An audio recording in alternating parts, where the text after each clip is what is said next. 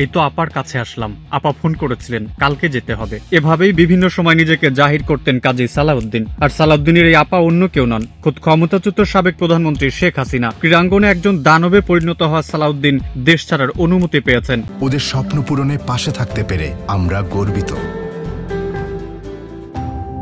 আর এতে প্রশ্ন উঠেছে, কিভাবে ভিসা নিষেধাজ্ঞা থেকে রেহাই পেলেন তিনি।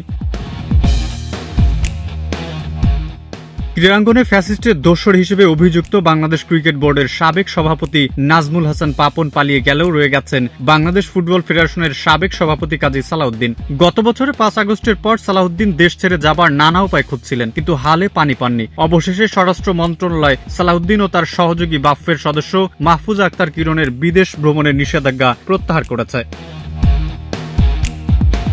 জানা যায় 2008 সালের শেষ দিকে বাফুফের সভাপতি হয়ে শেখ হাসিনার পতনের পর্যন্ত গদি দখলে রেখেছিলেন সালাউদ্দিন। শুধু শেখ হাসিনাই নন, সালাউদ্দিনের দহরম মহরম ছিল শেখ রেহানার ছেলে ববি সিদ্দিকের সঙ্গেও। ববি সিদ্দিকের আশ্রয় প্রশ্রয় ফুটবলাঙ্গন তথা ক্রীড়াঙ্গনের একজন দানবে পরিণত হয়েছিলেন সালাউদ্দিন।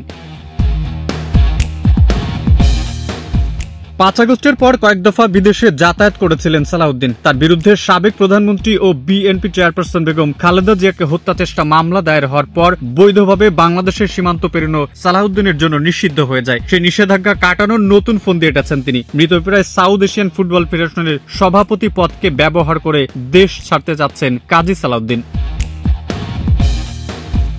বিভিন্ন সূত্রের বরাতে জানা যায়, বাফুফের বর্তমান সভাপতি তাবিত আওয়াল স্বরাষ্ট্র মন্ত্রণালয়ের সিনিয়র সচিব নাসিমুল গনির কাছে কাজী সালাউদ্দিনের বিদেশ ভ্রমণ নিষেধাজ্ঞা প্রত্যাহারের জন্য চিঠি দেন গত 16 সেপ্টেম্বর। বাংলাদেশ যুবলীগের সাবেক মহিলা বিষয়ক সম্পাদিকা মাহফুজা আক্তার কিরণের বিদেশ ভ্রমণ নিষেধাজ্ঞা প্রত্যাহারের জন্য নাসিমুল গনির কাছে পৃথক আরেকটি চিঠি দিয়েছেন তাবিত আওয়াল।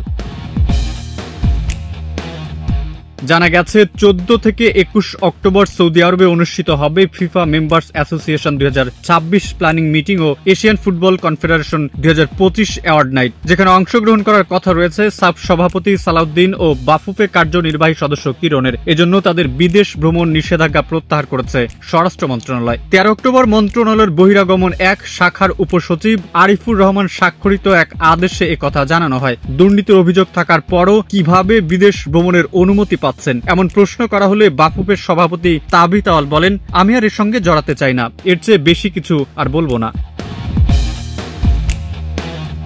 অভিযোগ রয়েছে, ক্ষমতা হারানোর সাবেক প্রধানমন্ত্রী শেখ হাসিনার আমলের পুরোটা সময়েই অনিয়ম, দুর্নীতি ও লুটপাটে ব্যস্ত ছিলেন সালাউদ্দিন কিরণরা। স্বজনপ্রীতি, আত্মীয়করণ ও কমিশন বাণিজ্যে নিমজ্জিত ছিল বাফুফে। সালাউদ্দিন ও মহিলা কমিটির চেয়ারম্যান কিরণ সহ গুটি কয়েক কর্মকর্তার কারণে দেশের ফুটবল সুনাম হারিয়েছিল। সালাউদ্দিনের দেড় যুগের নানা অনিয়মে দেশের ফুটবল হারিয়েছে তার ঐতিহ্য।